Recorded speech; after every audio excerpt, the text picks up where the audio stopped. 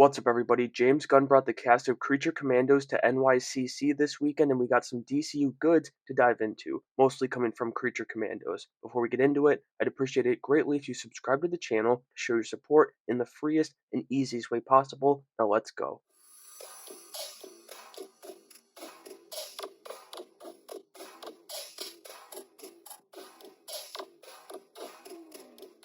First things first, let's run through this Creature Commandos trailer really quick, the official trailer that was released during the panel. It opens up as Amanda Waller and General Flagg, Rick Flag Sr., are walking through Belle Reve where she's keeping her special team. The government no longer wants her using human prisoners, so she's found some that are far from it. We also had a brief appearance here from Congarilla, who seems to only be making a brief appearance in the show by the looks of this scene. Then Waller just runs through her current roster, which features The Bride, Indira Varma, Dr. Phosphorus, Alan Tudyk, Weasel, Sean Gunn, Nina Mazursky, Zoe Chow, and G.I. Robot, Sean Gunn again. Missing from her list, though, is David Harbour's Frankenstein, so it's unclear how he comes to be with the group other than the fact that his bride is there. We do see him in the trailer, though, plenty in fact. There's a broship between him and Rick Flag Sr. seems to be strong, as Frank Grillo and David Harbour alluded to during the panel. Then we got our first look at Cersei in the series, who's going to be voiced by Anya Shalorta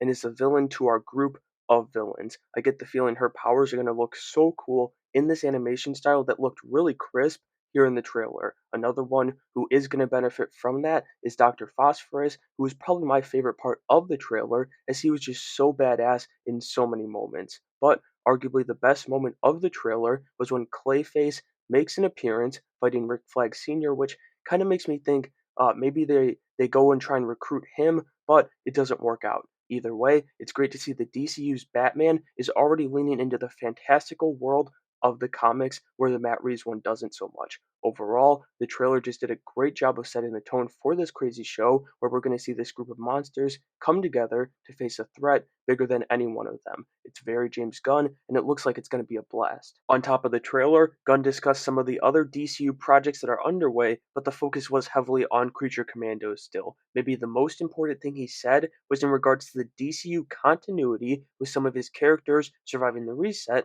As Gunn said, there are references to things that happened in the past, meaning the DCEU, and those references then become canon in the DCU, the new universe, because we mention them. I'd say that clears any confusion. If it's not brought back into the picture, it's not canon. Pretty straightforward. Gunn also announced 5 new cast members that have guest appearances in the show. Those are Michael Rooker, Linda Cardellini, Greg Henry, Ben Davis, and Peter Serafinowicz, and I believe Michael Rooker is the only one to appear in any of Gunn's DC movies, so it's definitely possible it's a return of Savant in the DCU, but it would be no surprise to me if he was getting a new character, maybe just a voice in this show. Then, while we're on the topic of James Gunn, there's going to be a comic book that connects Peacemaker Season 1 to the new season, and this comic will be canon to the new DCU, and it's a double feature with Vigilante and Eagly. Alright, from the rest of the DCU slate that was discussed, let's get started with Superman. Gunn seems incredibly happy with bringing Krypto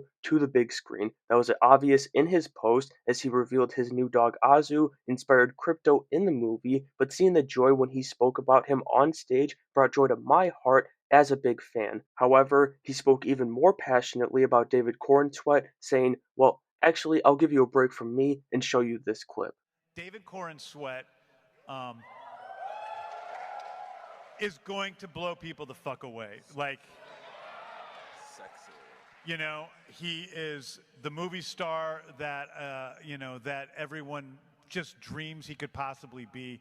And I don't think anyone really understands the depth of this guy's talent. Dramatically, comedically, he's the best physical, action star I've probably ever worked with, except for, Yeah, take it down a notch. except for Frank. Let's take it easy. I've heard these stories. He's an amazing actor, and Rachel Brosnahan, people are going to die for her as Lois. So that's a glowing endorsement for his cast, and while he was secretive about when we're going to get that trailer, it does seem that it's coming sooner rather than later. Next up, we've got a little bit on Supergirl, Woman of Tomorrow, which is going to be the second movie from the DCU.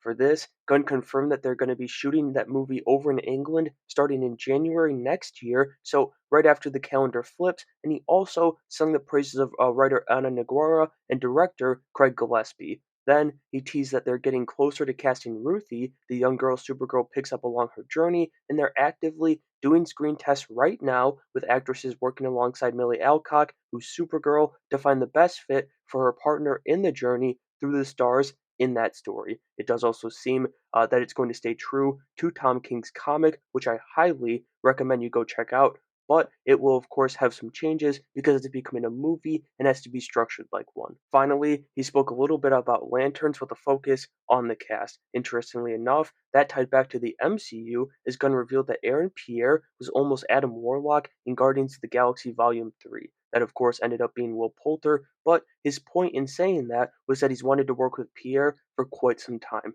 He went on to describe the series, though, as being very grounded and very real, however strange that might sound when space cops with power rings are the main characters. But he also seems very happy with the casting of Kyle Chandler and Aaron Pierre, saying their screen test was phenomenal, as well as the writing team that features Tom King, Damon Lindelof, and Chris Mundy. It's one of the projects that's been strong since the beginning, as are the other three that he focused on during this panel, as the DCU seems to be coming together quite smoothly behind the scenes. And so that'll do it for today's video. Thank you guys for stopping by the Nerdverse, and before you go, make sure to let me know what DCU project you're looking forward to the most down in the comments below, and make sure you have a great day.